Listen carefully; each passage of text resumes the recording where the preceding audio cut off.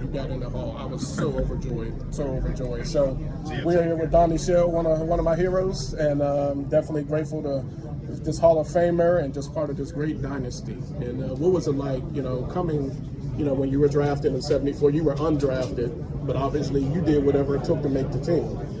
What was it like? I was excited, man.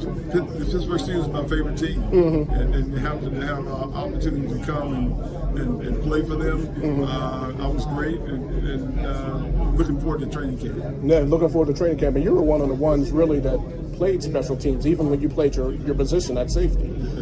That's correct. That was my niche. That's how I made the team. That's great. And also, what's it like to immediately come in? And then you end up with a ring. Excuse me? And then when you end up with a ring, playing on the championship team. Oh yeah, I didn't think about it. My primary goal was to make the team.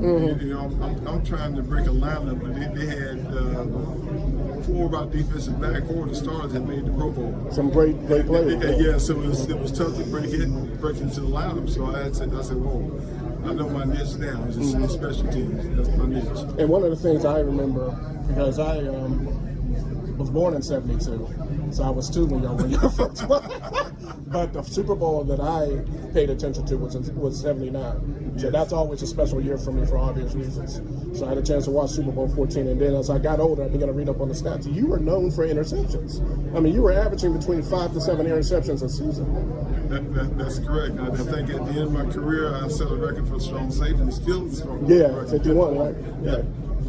Incredible. And through the help of John Stallworth and Lynn Swan in practice, I improved my hands. Great. And I remember the year when you and Stallworth retired, I was like, but like Chuck Noll would say, now when it's time to pursue your life's work. What did that statement alone mean for you? It meant a lot. It meant he was more interested he was more interested in us concerning off the field than football. Right. And that meant a lot to me. Yes, sir. And then finally, almost finally, what was it like when you got that call from Jim Baker? It was great. I was excited. My wife said I talk so much, but I was at a loss for words. I couldn't describe it.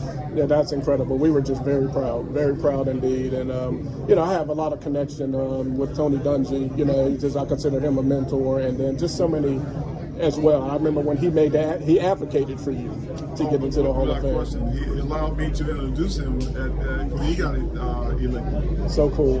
And then finally, your thoughts on Donnie Shell. It's a time. It's a time for him to get into. I'm not Donnie Shell. I'm sorry, you're Donnie Shell. L.C. Greenwood. Is it time for him to get in? Yes, it is. Yes, sir. Tell him Donnie Shell said put him in. Yes, sir. We're looking forward to it. Thank you. Thank you.